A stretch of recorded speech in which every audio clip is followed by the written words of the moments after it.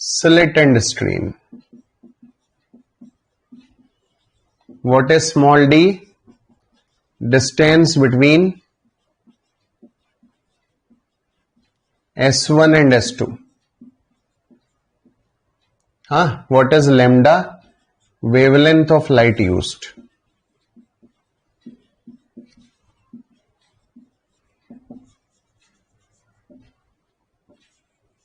ये तो हो गई फ्रिंज विड्थ, है ना। अब आपने पढ़ा था एक एंगुलर फ्रिंज विड्थ। क्या पढ़ा था बेटा? Angular fringe width. तो एंगुलर फ्रिंज विड्थ क्या होता है भाई? Theta equals to lambda by d, है ना। ये एंगुलर फ्रिंज विड्थ है। यहां तक कोई टेंशन हो तो बताओ। अरे यहां तक लीनियर एंगुलर फ्रिंज विड्थ तक कोई टेंशन हो तो बताओ। क्यों भाई? एंगुलर और लीनियर फ्रिंज विड्थ तक कोई टेंशन हो तो बताओ।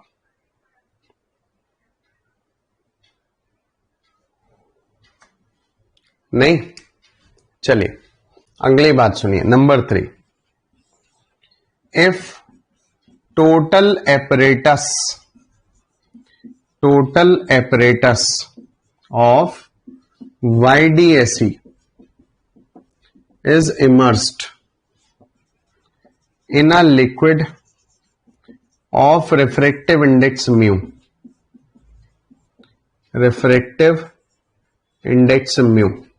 अगर YDAC का जो टोटल एपरेटस है उसको रिफ्रैक्टिव इंडेक्स म्यू में डुबा दो तो बताओ क्या होगा, है ना।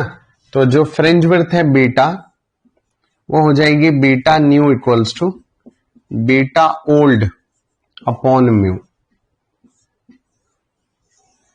है ना। यानी फ्रिंजेस जो होती हैं वो कॉन्ट्रैक्ट हो जाएंगे, सिकुड़ जाएंगे। फ्रिंजेस जो हैं वो पास पास आ जाएंगी, कॉन्ट्रैक्ट हो जाएंगी, सिकुड़ जाएंगे, है ना। बीटा ओल्ड अपॉन म्यू हो जाएगा। लेमडा की वजह से ऐसा होगा। आपको मालूम है ना, lambda medium equal lambda air upon mu, तो ऐसे ही beta medium equal beta air upon mu. क्योंकि बीटा प्रोपोर्शनल लेमडा, तो जो चेंज लेमडा में वही चेंज बीटा में। ठीक है भाई। तो ये नई फ्रिंज विड्थ है। तो अगर पूरे एपरेटस को, YDAC के पूरे एपरेटस को आप पानी में डुबा दो तो पानी का रिफ्रैक्टिव इंडेक्स होता है 1.33। तो fringe width changes by old fringe width या fringe width in air upon 1.33। बताइए इसमें कोई टेंशन? नंबर 4 सुनिएगा, बताइए इसमें कोई दिक्कत? पॉइंट नंबर 3 तक समझ में आया? Are you getting up to point number 3? क्यों बेटा? Are you getting up to point number 3? अगर आपसे पूछा जाए, बताइए आपसे पूछा जाए छोटी छोटी बातें कि अगर मैं लेमडा को इंक्रीज कर रहा हूं, how will fringe width change? देखो, तो बीटा इज डायरेक्टली प्रोपोर्शनल है लेमडा के। लेमडा रेड बड़ा है लेमडा वॉयलेट से, तो बीटा रेड बड़ा है बीटा वॉयलेट से। यानी कौन से कलर की फ्रिंजेस ज्यादा वाइड होती हैं? बताइए, which colour fringes having more width? Red. और which colour fringes having less width? Violet. अब बताइए कैपिटल डी बढ़ रहा है तो बीटा कैसे चेंज होगा? बीटा बढ़ेगा और थीटा कांस्टेंट रहेगा। और अगर कैपिटल डी स्मॉल डी बढ़ रहा है तो बीटा घटेगा और थीटा भी घटेगा।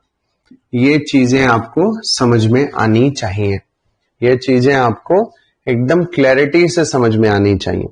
अच्छा, अगर आपसे बोला जाए कि कैपिटल डी बहुत बड़ा हो जाए, ये बहुत ध्यान से समझिएगा आप ये वाला पॉइंट, कैपिटल डी बहुत बड़ा हो जाए या कैपिटल डी या स्मॉल डी बहुत बड़ा हो जाए, है ना, दोनों बातें ध्यान से समझिए। कैपिटल डी बहुत बड़ा हो जाए तो बीटा बहुत बड़ा हो जाएगा, यानी एक स्पॉट बहुत बड़ा हो जाएगा। जब एक स्पॉट बहुत बड़ा हो जाएगा तो क्या पूरी स्क्रीन पे वही स्पॉट आ जाएगा कि नहीं आ जाएगा? सोचो, अगर बीटा बहुत बड़ा हो जाए तो क्या पूरी स्क्रीन पर एक ही स्पॉट आ जाएगा कि नहीं आ जाएगा, है ना। और अगर स्मॉल डी बहुत बड़ा हो जाए, स्मॉल डी मतलब S1 S2 के बीच में डिस्टेंस वो बहुत बड़ा हो जाए, तो क्या बीटा बहुत छोटा हो जाएगा कि नहीं? मतलब एक ही स्पॉट में सारे स्पॉट घुस जाएंगे कि नहीं? बताओ, एक ही स्पॉट के अंदर सारे स्पॉट घुस जाएंगे कि नहीं? तो मतलब किसी भी फ्रिंज विड्थ को बढ़ाना या घटाना उसकी एक लिमिट होती है। ऐसा नहीं होता कि बीटा आप कर लो हजारों किलोमीटर और बीटा आप कर लो सबसे छोटा 0.5 मिलीमीटर, है ना। एक लिमिट होती है, इस लिमिट के बाद मर्ज हो जाती है, इस लिमिट के बाद जो है एक ही स्पॉट पूरी स्क्रीन पर बढ़ जाता है, एक ही स्पॉट पूरी स्क्रीन पर फैल जाता है। तो ये दोनों पॉइंट लिख लेते हैं। Beta can not be increased beyond a limit since after that one spot या one fringe covered the screen। एक ही फ्रिंज जो है स्क्रीन को कवर कर लेगी, पहली बात तो ये। और दूसरा, beta can not be decreased beyond a limit since after that one fringe all fringe merge. तो अगर कोई आपसे पूछे कि बीटा को बहुत बड़ा कर दो, बीटा को बहुत छोटा कर दो, तो दोनों चीजें ही पॉसिबल नहीं है। Beta can not be increase beyond a certain limit and beta can not be decrease beyond a certain limit. तो दोनों ही चीजें पॉसिबल नहीं है, ना तो बीटा बहुत बड़ा हो सकता है, ना बीटा बहुत छोटा हो सकता है। बताइए, आपके सामने जो 4 पॉइंट लिखे हैं, इन चारों पॉइंट में कोई समस्या है? All 4 points are clear to you और नॉट? ठीक है, चारों पॉइंट क्लियर हैं। चलें 5वें पॉइंट पर चलें।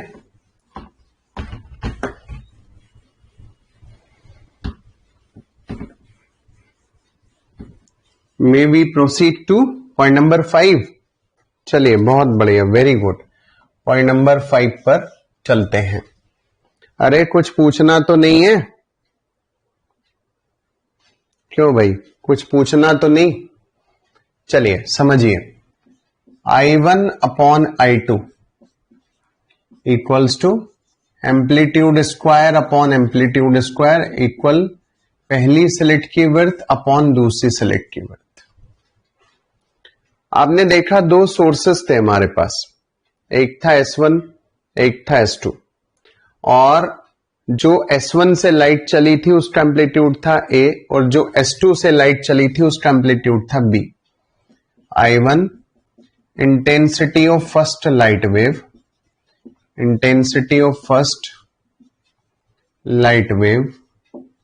I2 intensity of second light wave, A amplitude of first wave,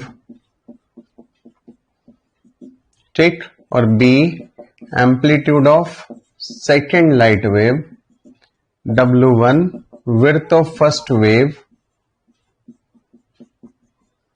first slit, और W2 width of second slit. मेरे ख्याल से आपको ये समझ में आया होगा। इस पे काफी सारे क्वेश्चन पूछे जाते हैं बोर्ड में। पहले बताइए, फॉर्मूला एकदम क्लियर, जितना विड्थ होगा उतना ही एम्पलीट्यूड ऑफ वाइब्रेशन होगा, उतनी ही इंटेंसिटी होगी। तो इंटेंसिटी जो है वो विड्थ पर डिपेंड करती है। जितना विड्थ होगा स्लिट का उतनी ही ज्यादा लाइट पास हो पाएगी। तो इंटेंसिटी और विड्थ डायरेक्टली प्रोपोर्शनल है और एम्पलीट्यूड स्क्वायर के प्रोपोर्शनल होता है intensity. That's why I1 equal W1 और इक्वल A स्क्वायर, है ना। अब जरा आप ध्यान से देखिएगा, इस पे एक क्वेश्चन आता है। मान लीजिए आपसे पूछा जाए कि दो स्लिट हैं और उनकी विड्थ है, सपोज करो आपसे पूछा गया the ratio of width is 4/9, find I max upon I min। ये फाइंड करो, जरा सॉल्व करके बताओ।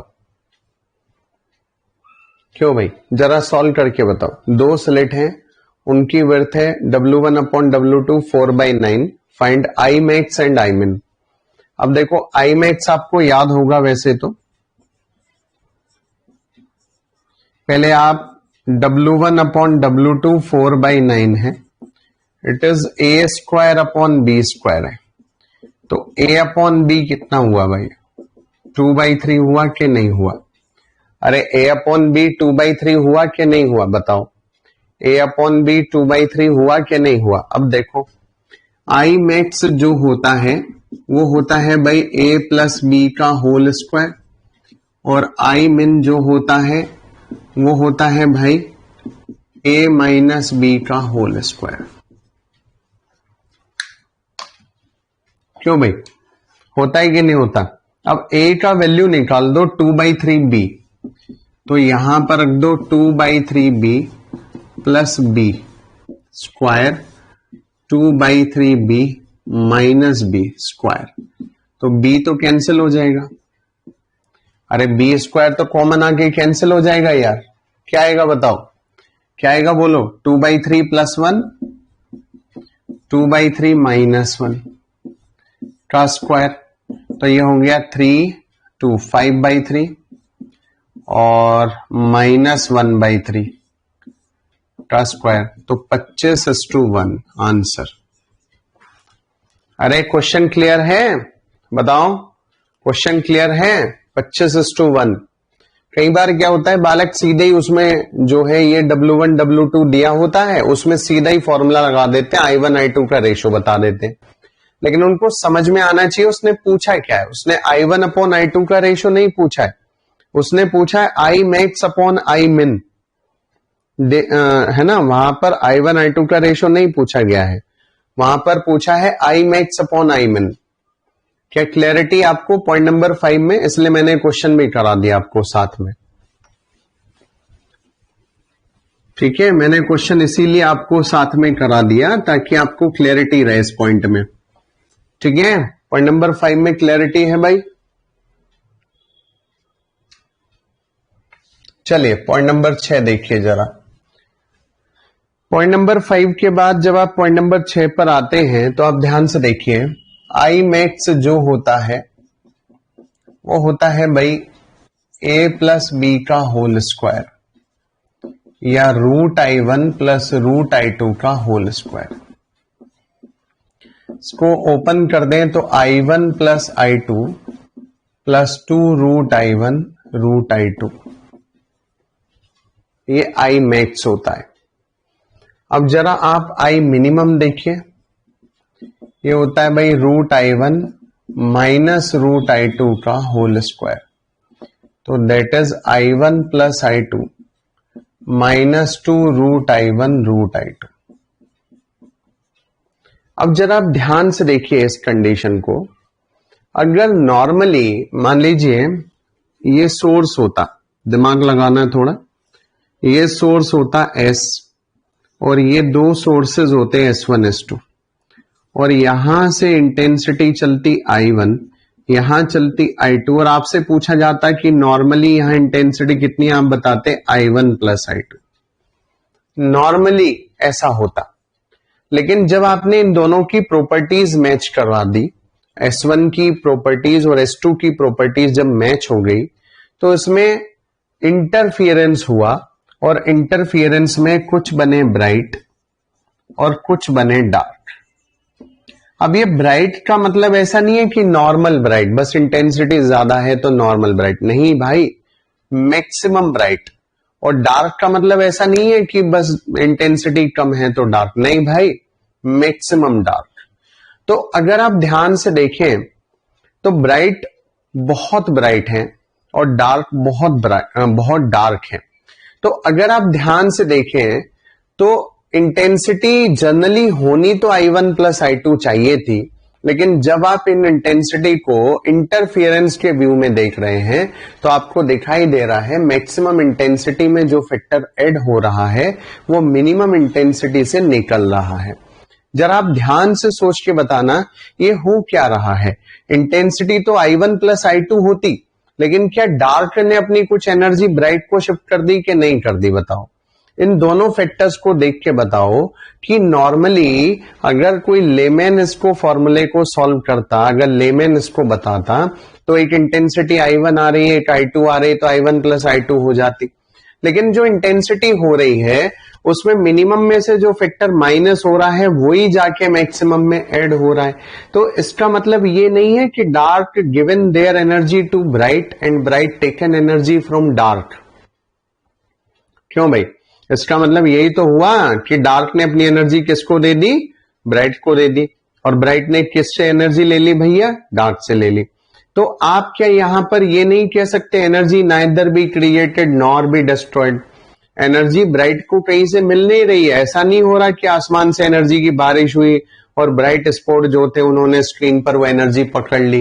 Energy neither be created nor be destroyed but this energy transferred from dark to bright, है ना। इसलिए डार्क और ज्यादा डार्क हो जाते हैं क्योंकि वो अपनी एनर्जी शिफ्ट कर रहे हैं ब्राइट को, और ब्राइट और ज्यादा ब्राइट हो जाते हैं, और डार्क और ज्यादा डार्क, ब्राइट और ज्यादा ब्राइट। तो कॉन्ट्रास्ट इज वेरी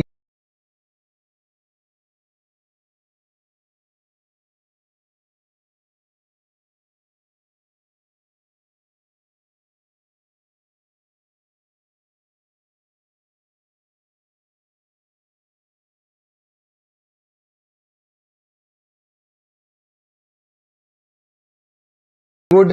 और वो जो कॉन्ट्रास्ट है हमको फ्रिंजेस में दिखाई देता है, जैसा हमने आपको पैटर्न दिखाया था।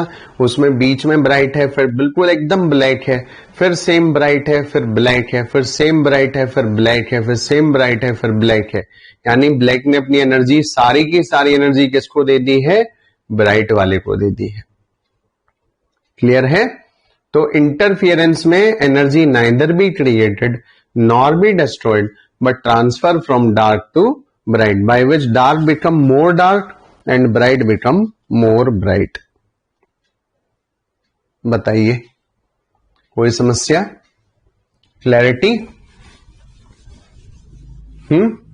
अरे 6 पॉइंट में कोई दिक्कत? बताओ भाई, 6 के 6 पॉइंट में कोई दिक्कत? अरे 6 पॉइंट में कोई दिक्कत? 6 पॉइंट में कोई परेशानी? बताओ।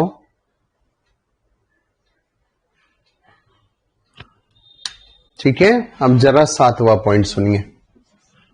पॉइंट नंबर 7, भैया देखो मास्टरी होनी चाहिए, मास्टरी, है ना, मास्टरी होनी चाहिए एकदम, नहीं तो टॉपिक का कोई फायदा नहीं है। मतलब जब तक आपको मास्टरी नहीं है, आप जब तक उसको सोच नहीं पा रहे हो, तो दैट इज नॉट बेनिफिशियल। मतलब टॉपिक फिर बेकार है, फिर मतलब आपको आया नहीं वो। देखिए नंबर 7, दिमाग लगाइएगा जरा, है ना। नंबर 7 हमको इसने बोला nth bright of lambda 1 coincide with mth bright of lambda 2। Find distance from centre at which they coincide. ऐसा एक क्वेश्चन आता है बोर्ड में। यानी लैम्डा 1 का एक ब्राइट बना होगा और लैम्डा 2 का भी ब्राइट बना होगा, दोनों कोइंसाइड हो गए, है ना भाई। अब जरा आप इमेजिन करो, सोचो, ये सोर्स S है, यहां पर S1 है और यहां S2 है, सामने स्क्रीन है, और यहां पर मान लीजिए लैम्डा 1 का nth ब्राइट बना, और इसको कोइंसाइड होना है लैम्डा 2 के mth ब्राइट से। तो क्या सेंटर से दोनों का जो डिस्टेंस है वो सेम होना चाहिए कि नहीं होना चाहिए? भाई ये दोनों सेंटर से सेम जगह पर बनने चाहिए, तभी तो कोइंसाइड होंगे। बताओ, ये दोनों सेंटर से सेम जगह पर बनने चाहिए तभी तो कोइंसाइड होंगे। कोइंसाइड होने का क्या मतलब है? Both must be at same place from centre.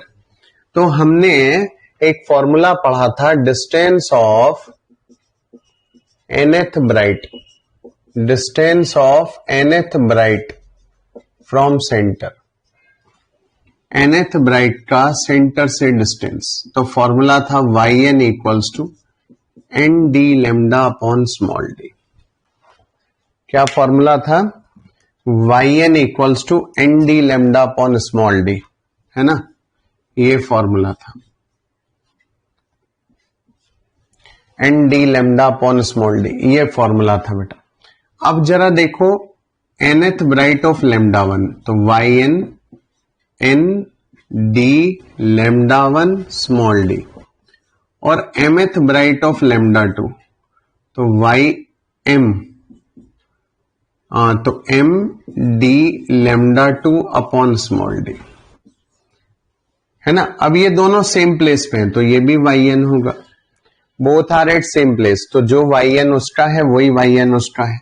On comparing तो आपके पास हुआ N D lambda one upon small D equal M D lambda two upon small D, D D D D, तो N lambda one M lambda two, यहां से ये कुछ solve हो जाएगा, ठीक है। और फिर डिस्टेंस फ्रॉम सेंटर चाहिए, तो यहां से n आ जाएगा, m आ जाएगा, और डिस्टेंस फ्रॉम सेंटर चाहिए तो कोई भी एक फॉर्मूला इस्तेमाल कर लीजिए, फ्रॉम वन और two yn can be calculated, yn आप जो है वो कैलकुलेट कर सकते हैं। अगर आपको इतना समझ में आया हो, then may I proceed to the next question, मतलब इसके रिलेटेड मैं आपको एक क्वेश्चन कराना चाहता हूं, बताइए। आपको इतना समझ में आया हो तो मैं क्वेश्चन पर चलूं, ठीक है, मतलब आपको ये समझ में आया इसको कैसे प्रोसेस करना है। क्यों भाई, आपको ये समझ में आया इसको प्रोसेस कैसे करना है? Are you getting how to process this question? ठीक है, अब जरा एग्जाम्पल देखते हैं।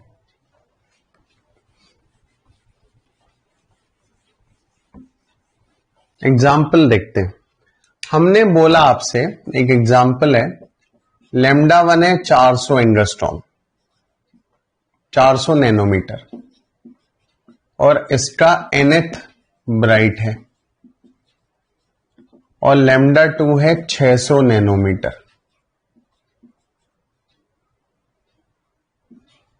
और इसका mth ब्राइट है। कह रहा है कोइंसाइड हो रहे हैं, और D है 2 मिलीमीटर और कैपिटल D है 2 मीटर, 2 सेंटीमीटर ले लो उसको। कह रहा है सेंटर से डिस्टेंस निकालिए जहां पर ये कोइंसाइड हो रहे हैं। सॉल्यूशन, अब देखो बड़े सिंपल तरीके से देखो, लेमडा वन 400 nth ब्राइट, तो y लेमडा वन के लिए n D lambda one upon small d, n और d को as it is, small d को as it is, lambda one 400, ठीक। दूसरा y mth ब्राइट, तो m capital D lambda two upon small d।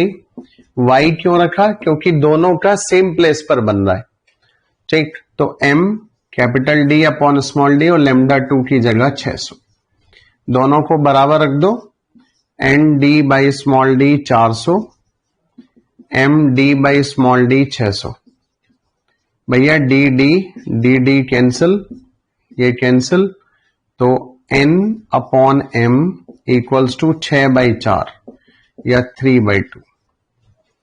अरे आया इतना?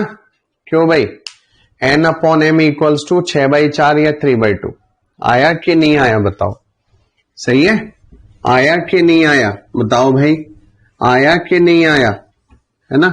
अब आपसे पूछा जाए कि बताइए लेमडा वन का कौन से नंबर का मैक्सिमा है, तो सिंपल हम बोल सकते हैं, अगर n का वैल्यू 3 हो जाए, m का वैल्यू 2 हो जाए, मतलब इसके अलावा भी बहुत सारी वैल्यूज ऐसी पॉसिबल हैं n और m की जिनका रेशो 3/2 होगा, लेकिन जो सबसे पहली वैल्यू है n का वैल्यू 3 और m का वैल्यू अगर 2 हो जाए, n का वैल्यू 3 और m का वैल्यू 2 हो जाए, तो रेशो 3/2 ही तो होगा, है ना भाई, 3/2। तो यानी 3/3 मैक्सिमा तो किसका बन रहा है बेटा? लेमडा वन का। लेमडा वन कितना था? 400।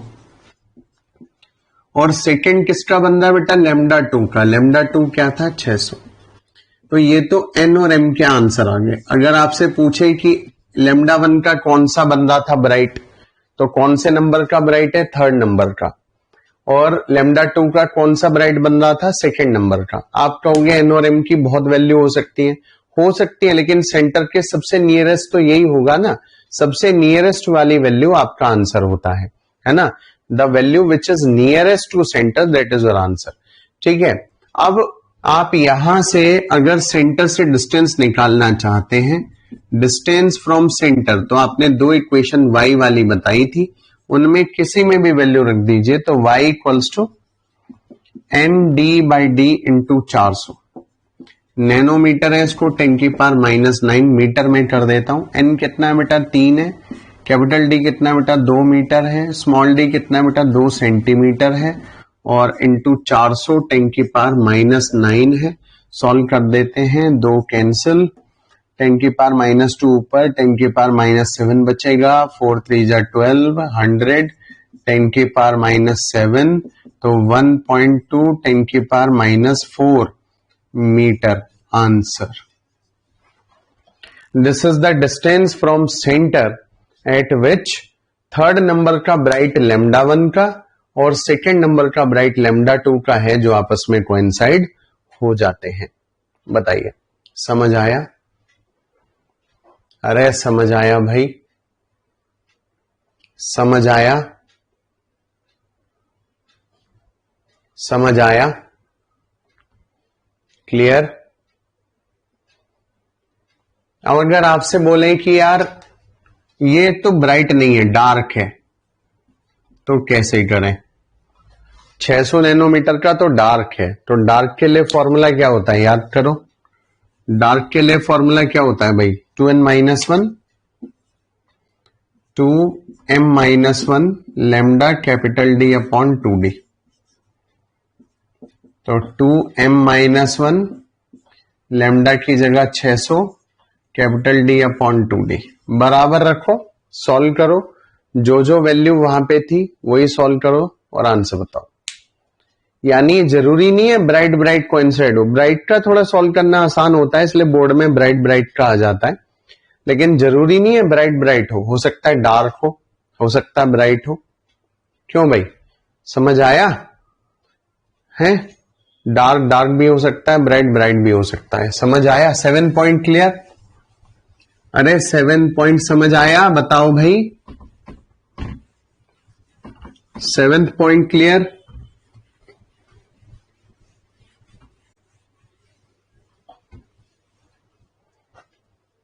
एक और क्वेश्चन हम ले सकते हैं बोर्ड के बेस पर। आपसे ये बोल सकता है distance between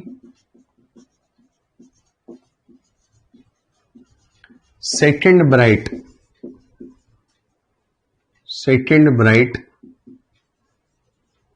and fourth dark is 2 millimetre, और कैपिटल डी का वैल्यू दे देगा, स्मॉल डी का वैल्यू दे देगा और लेमडा पूछ लेगा। कैसे करेंगे बताओ, कैसे करेंगे? Distance between second bright and fourth dark. तो सेकेंड ब्राइट, पहले ब्राइट का सेंटर से distance n D lambda upon small d, second तो 2d lambda upon small d, fourth dark तो ये हो जाएगा 2n-1 d lambda upon 2d, fourth n की जगह 4 तो 8-1 d लेमडा अपॉन 2d, तो 7d लेमडा अपॉन 2d। और इनके बीच में जो डिस्टेंस है y2 minus y4 equals to 2 millimetre, 10 की पावर -3 है ना। ये आपके पास वैल्यू है, y2 is 2d lambda upon small d, और मेरा ख्याल y4 बड़ा है बेटा y2 से, तो 7d lambda upon 2d minus 2d lambda upon small D equal 2 into 10 की पावर -3। वैल्यू रख दो, लेमडा निकालो। अरे सॉल्व कर लेंगे, वैल्यू रख के लेमडा निकाल लेंगे। बताओ, सॉल्व कर लेंगे, बताओ। क्लैरिटी? बताओ भाई, एकदम क्लैरिटी?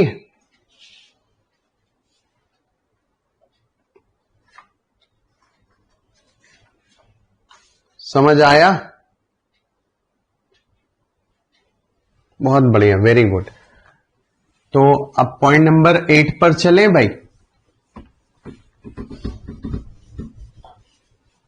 पॉइंट नंबर 8,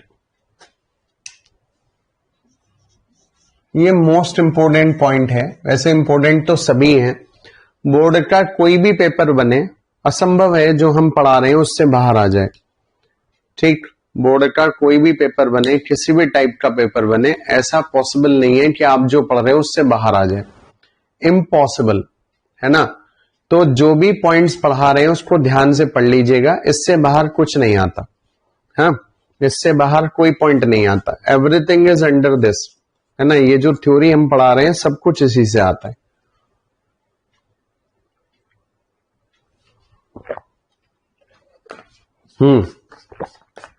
बताइए, कोई दिक्कत? 8वां point, if monochromatic source of light is replaced with white light।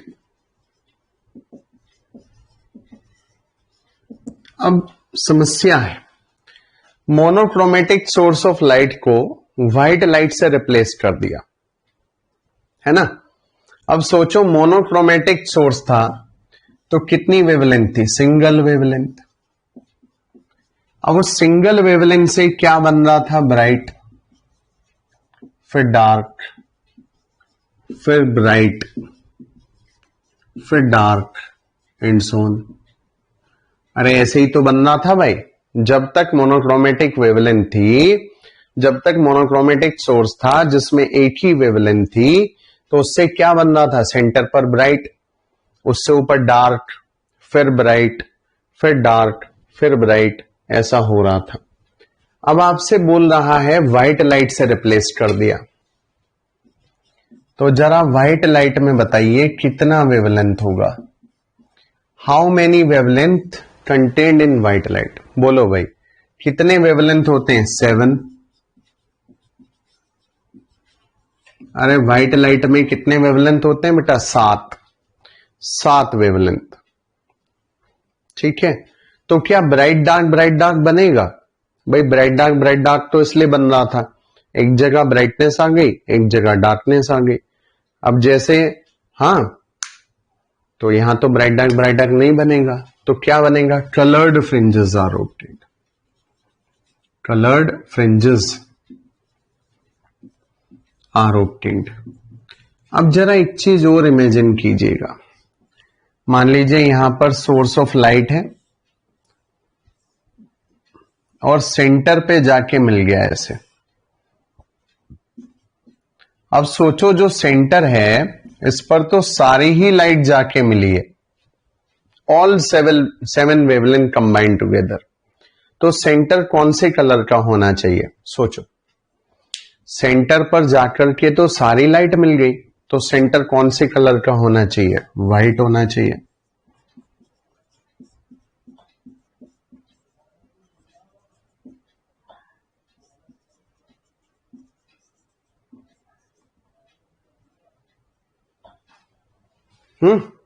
क्या बनना चाहिए? व्हाइट।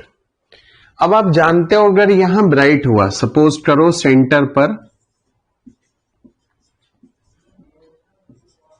ये व्हाइट है, अब इससे ऊपर डार्क होना चाहिए ना, डार्क, और फिर ब्राइट होना चाहिए। ऐसा ही तो होता है, इंटरफियरेंस में ऐसा ही तो होता है,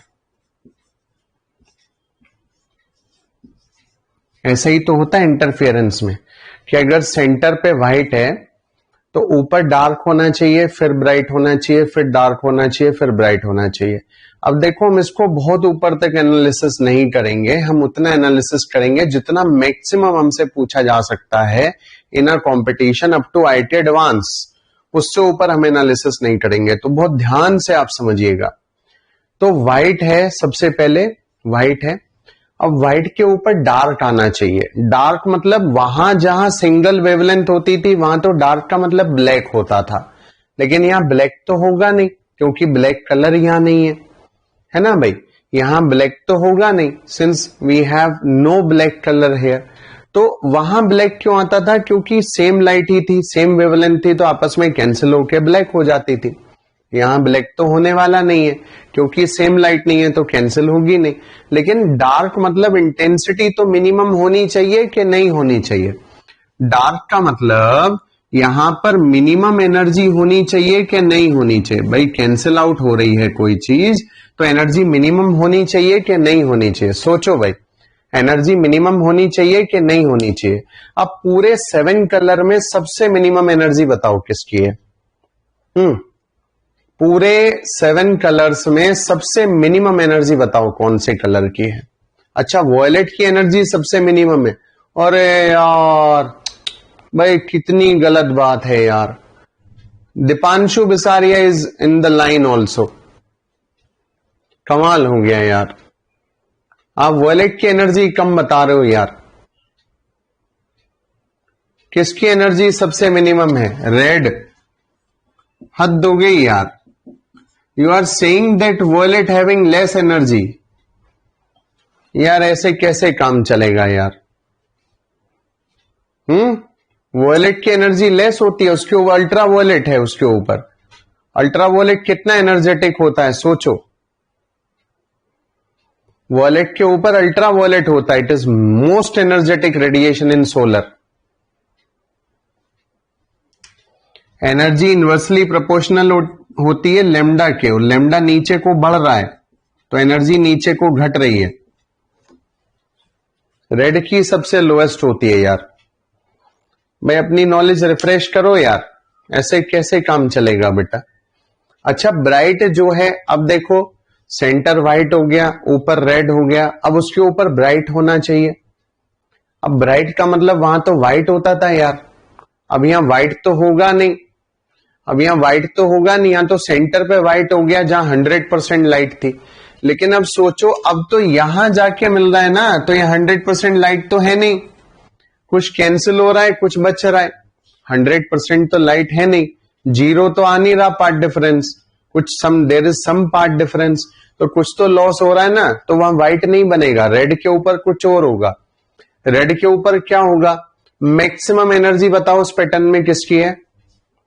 which colour having maximum energy in this pattern? बताओ कौन से कलर की है? वॉयलेट। तो उसके ऊपर मैक्सिमम एनर्जी मतलब यू विल गेट वॉयलेट। इससे ज्यादा आपको ना पढ़ना है और ना कहीं पूछा जाता है। अगर आईटी एडवांस में भी एक बार यही पूछा गया था वॉयलेट तक, उसके ऊपर आपको एनालिसिस नहीं करनी है।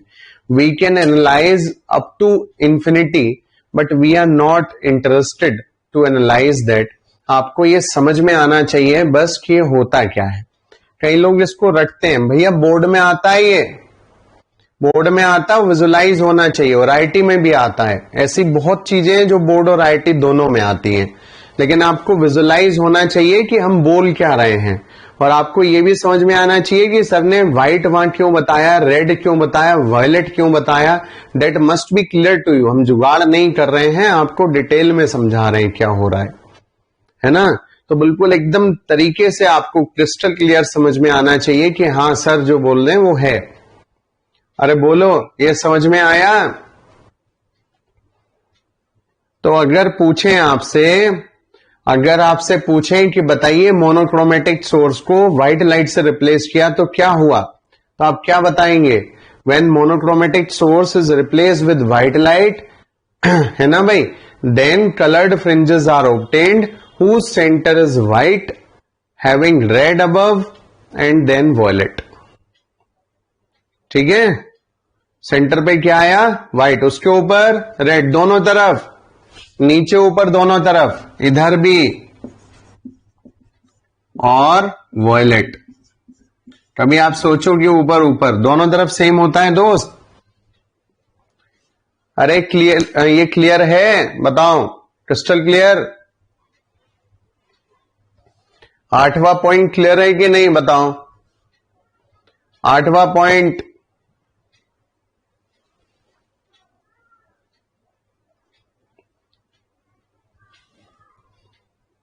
भाई सब नहीं बोल रहे यार, सब नहीं बता रहे हैं। देखो 2-4 ही बच्चे हैं जो यस बोल रहे हैं, बाकी नहीं बोल रहे।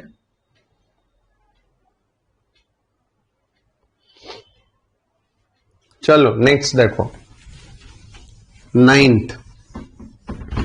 बेटा देखो, मेरा मोटिव ये नहीं होता कि मुझे जो है ये बस पूरा करना है इंटरफियरेंस, और ये जो है इसकी राड़ काटनी है, आज इसको खत्म करना है भाई साहब, इंटरफियरेंस उड़ा दूं हवा में। मेरा मोटिव ये नहीं होता। मेरा मोटिव होता है कि हमारा जो बालक है वो उसको समझ पाए, इससे जुड़ पाए टॉपिक से, और इसको अच्छे से एक्सप्लेन कर पाए। ये हमारा मोटिव होता है। तो उसी मोटिव को लेते हुए मैं उसको बिल्कुल 120% आपको एक्सप्लेन करने की कोशिश कर रहा हूं। आपको विजुअलाइज होना चाहिए कि जो मैं बोल रहा हूं वो ठीक है कि नहीं है, है ना? ये आपको दिखाई देना चाहिए कॉन्सेप्चुअली। सही है? चलिए अब देखिएगा पॉइंट नंबर 9। अब ये इंटरफियरेंस के फैक्टर्स जो हैं वो कल तक चलने वाले हैं, ठीक है? इंटरफियरेंस के जो फैक्टर्स हैं वो कल तक चलने वाले हैं दोस्त। भैया राघव भारद्वाज, कैपेसिटर अलग बात है, ऑप्टिक्स अलग बात है दोस्त। कैपेसिटर में फ्रिंजिंग, फ्रिंजिंग वो कलेक्शन ऑफ लाइंस है, ये फ्रिंजेस है, स्पॉट्स। स्पॉट और इलेक्ट्रिक फील्ड लाइन के कलेक्शन में कोई रिलेशन नहीं है, वो है फ्रिंजिंग। Fringing, FRINGING, fringing. और ये है फ्रिंजेस, FRINGES, फ्रिंज। जो बालों में बनाते हैं ना लटे, फ्रिंज, वैसी लटे। बालों में देखिए फ्रिंज, अरे बालों में देखे हैं फ्रिंज, लटे बालों में, भयानक वाली लटे भाई साहब। कई बालक तो उसमें मोती डाल डाल के घूमते हैं भाई साहब लटों में। एक बार देखा मैंने, कई बालक उनमें लटों में मोती डाल डाल के भाई साहब, वो जो हैं अपने आप को स्मार्ट मानते हैं, लगते ना हैं पर मानते तो हैं ही।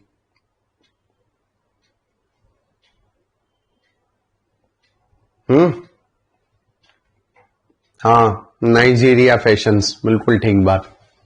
तो ये सोर्स है, ये 2 स्लिट हैं, ये स्क्रीन है, ये डिस्टेंस कैपिटल डी है, ये डिस्टेंस स्मॉल डी है, इनके बीच में डिस्टेंस कैपिटल एस है, और सोर्स की चौड़ाई स्मॉल एस है। ध्यान से देखना भाई,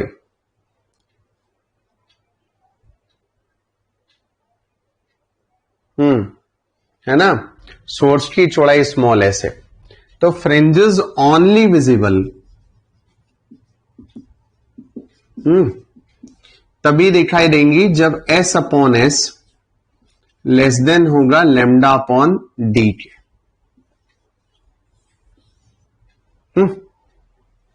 एस अपॉन एस जो है वो लेमडा अपॉन डी के छोटा होगा, लेमडा अपॉन डी से छोटा होगा, तभी फ्रिंजेस आपको दिखाई देंगे, है ना?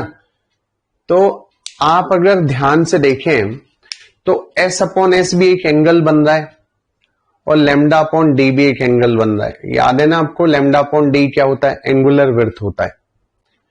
तो ये जो एस अपॉन एस वाला एंगल है, ये लेमडा अपॉन डी वाले एंगल से छोटा होना चाहिए। लेमडा अपॉन डी वाला जो एंगुलर विड्थ है, मतलब जो स्क्रीन पर जो फ्रिंज बन रही है, ये बड़ी होनी चाहिए, इनकी एंगुलर विड्थ ज्यादा होनी चाहिए। और जो इनिशियल सोर्स और स्लिट के बीच में जो एंगल है वो बेटा उससे छोटा होना चाहिए, तभी फ्रिंज जो है विजिबिलिटी वाली कंडीशन में आती है। ये कंडीशन आपको ऐसे ही समझनी है, इसको बहुत डिटेल में मैं नहीं लेने वाला हूं, लेकिन आपको ये समझना है कि दोनों एंगल हैं और दोनों टेन थीटा से ही आएंगे, ये भी आपको समझ में आता है। लेमडा अपॉन डी को मैंने डिराइव कराया था, वो सेल्फ मेड डेरिवेशन है, मेड बाय गौरव त्यागी। याद करो, आपको कल पढ़ाया था मैंने, angular fringe width taken from जी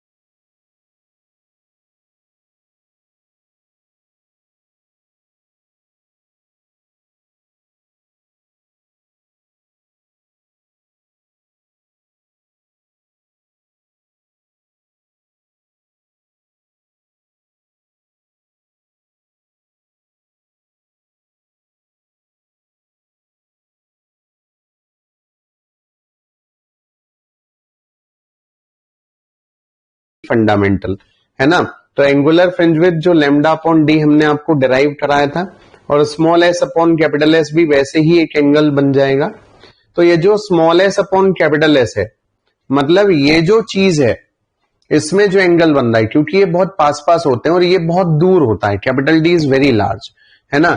तो ये जो एंगुलर विड्थ वाला जो सीन है वो बड़ा होना चाहिए कंपैरेटिवली एस अपॉन एस, तभी फ्रिंजेस आपको अच्छी तरीके से स्क्रीन पर दिखती हैं, है ना। इसको मैं मैथमेटिकली या कॉन्सेप्चुअली और ज्यादा डील नहीं करने वाला हूं, नहीं तो एक नया टॉपिक स्टार्ट हो जाएगा, है ना। I don't want to take it in depth. ये एनसीईआरटी का क्वेश्चन है, डायरेक्ट कंडीशन गिवन है एनसीईआरटी में, और ये कंडीशन के ऊपर बहुत सारे क्वेश्चन आपसे पूछे गए हैं। अगर इनमें ये जो कंडीशन सामने लिखी है अगर ये फॉलो ना हो तो इंटरफियरेंस नहीं होगा, सही है भाई। अगर ये कंडीशन फॉलो ना हो, if this condition not obey, अगर ये फॉलो ना हो, नो इंटरफियरेंस, कोई इंटरफियरेंस नहीं होगा। अगर ये कंडीशन ओबे ना हो तो कोई इंटरफियरेंस नहीं होगा। जैसे मैं आपसे बोल दूं कि स्मॉल एस को ब्रॉड कर दो, स्मॉल एस यानी सोर्स की चौड़ाई बढ़ा दो, स्मॉल एस को ब्रॉड कर दो। सोचो अगर स्मॉल एस ब्रॉड होएगा तो लेफ्ट साइड की वैल्यू बढ़ेगी कि नहीं बढ़ेगी, तो कंडीशन फेल हो जाएगी, और अगर कंडीशन फेल हो जाएगी तो नो इंटरफियरेंस। ध्यान रखना इस बात का। अगर मैं आपसे बोल रहा हूं कैपिटल एस को डिक्रीज कर दूं, तो आप कह रहे हो कैपिटल एस को डिक्रीज मतलब source come closer to double slit, तो कैपिटल एस घट रहा है। सोर्स जब डबल स्लिट के पास आएगा तो कैपिटल एस घटेगा, और कैपिटल एस घटेगा तो एस अपॉन एस बढ़ेगा, तो लैम्डा अपॉन डी से छोटा नहीं रहेगा, तो इंटरफियरेंस नहीं होगा। ऐसे अगर मैं लैम्डा को डिक्रीज कर दूं तो लैम्डा अपॉन डी जो है वो घटेगा, और लैम्डा अपॉन डी घटेगा तो एस अपॉन एस से बड़ा नहीं रहेगा, तो इंटरफियरेंस नहीं होगा। और जो स्मॉल डी है अगर मैं इसको घटा दूं तो इसको बढ़ा दूं, स्मॉल डी को अगर मैं बढ़ा दूं तो लैम्डा अपॉन डी घटेगा, लैम्डा अपॉन डी घटेगा तो एस अपॉन एस से बड़ा नहीं रहेगा, एस अपॉन एस से छोटा हो जाएगा, तो कोई इंटरफियरेंस नहीं होगा। तो ये ऐसी कंडीशन है जो डिसाइड करती है कि इंटरफियरेंस होगा कि नहीं होगा। अगर ये कंडीशन वैलिड है तो इंटरफियरेंस होगा, और ये कंडीशन वैलिड नहीं है तो इंटरफियरेंस नहीं होगा। Taken from NCERT. बताइए, ठीक है। इसको बहुत डेप्थ में आपको एनालाइज नहीं कराना है, एक आध चीज तो ऐसी चल जाती है, ठीक।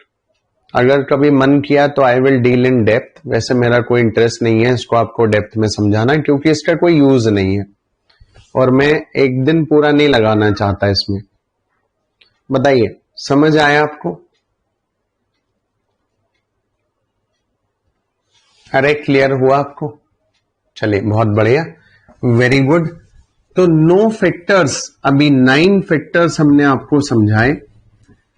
आप आज के लेक्चर में सोच के देखिए, क्या आपको सारे फैक्टर समझ में आए? 9 फैक्टर्स में आप सोच के देखिए, क्या सारे फैक्टर्स आपको क्लियर हुए? लास्ट वाला तो देखो मुझे इतना ज्यादा नहीं डिटेल में आपको देना है, ठीक है, तो लेकिन फिर भी आपको उसको लगाना समझना आना चाहिए, उसको अप्लाई करना आपको आना चाहिए, ठीक है। वैसे मेरा मानना है अपने आप, एक मैं चीज मानता हूं, वैसे तो मुझे पता नहीं आप लोग कितना मानते हैं उस चीज को। कभी कभी क्या होता है, मान लीजिए जब हम कोई चीज सीख रहे होते हैं, आप ध्यान से समझना और आप इसको रिस्पॉन्ड करना।